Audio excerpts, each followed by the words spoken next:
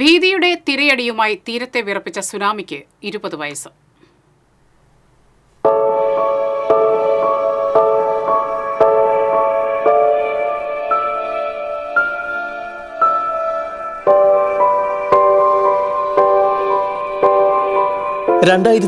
December 26 ഭീതി വിതച്ച ആ ദിവസം.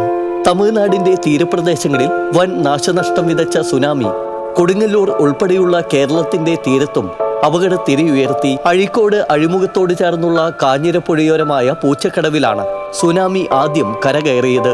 തുടർന്ന് കൂറ്റൻ തിരമാലകൾ തീരം കവർന്നു. മിനിറ്റുകൾ കൊണ്ട് കടൽ വെള്ളം പുഴ വഴി കയറി. കരപ്രദേശം വെള്ളത്തിലായി. വീടുകൾ, റോഡുകൾ, ആരാധനാലയങ്ങൾ എല്ലാം വെള്ളത്താൽ ചുറ്റപ്പെട്ടു. ശാന്തത കൈവിട്ട തീരത്ത് ഭീതിയുടെ തിരമാലയുയർന്നു. തീരം രക്ഷ തേടി കിഴക്കോട്ട് പാഞ്ഞു. സുനാമി വന്നെന്ന് കേട്ട ചിലരാകട്ടെ ഉത്സവം കാണാനെന്ന വണ്ണം കടപ്പുറത്തേക്ക് ഒഴുകുകയായിരുന്നു. ഒടുവിൽ രക്ഷയില്ലാതെ പോലീസ് റോഡടച്ചു.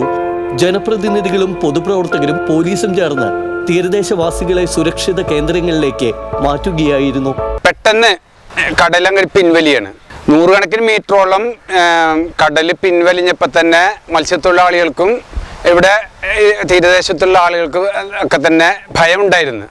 കാരണം ഇത് എന്തിനോ വേണ്ടിയുള്ളൊരു മുന്നൊരുക്കമാണെന്ന് ആ പ്രദേശത്തുകാർ മനസ്സിലാക്കിയിരുന്നു. അതേസമയത്ത് തന്നെ നിരവധി യാനങ്ങളൊക്കെ തന്നെ കടലിലും തീരദേശത്തെ പുഴയിലുമായിട്ടൊക്കെ കെട്ടിയിട്ടിരുന്നു. പിന്നെ ഒരു 10-45 മിനിറ്റിനകം ആഞ്ഞടിച്ചു കൊണ്ടുവരുന്ന തിരമാലകൾ, മീറ്ററുകളോളം പൊന്തിയുള്ള തിരമാല, അതുപോലൊരു തിരമാല ഈ പ്രദേശത്തിൻ്റെ ചരിത്രത്തിൽ അതിനു മുമ്പോ അതിനുശേഷമോ ഉണ്ടായിട്ടില്ല.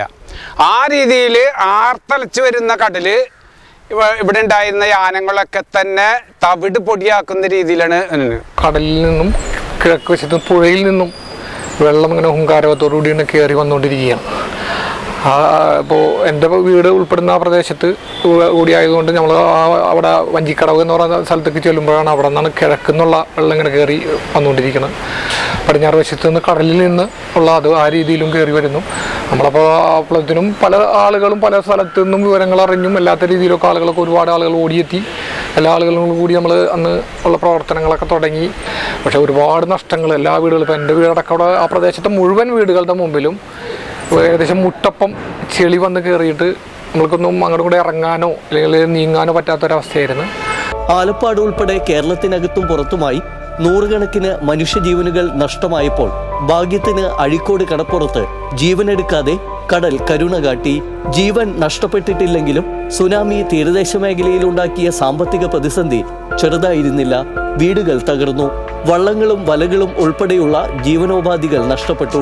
കാർഷിക മേഖല പാടെ നശിച്ചു.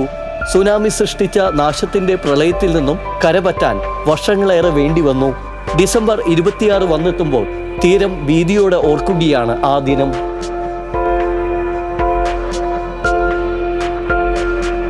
TC വിനോസ്, കൊടുങ്ങല്ലൂർ.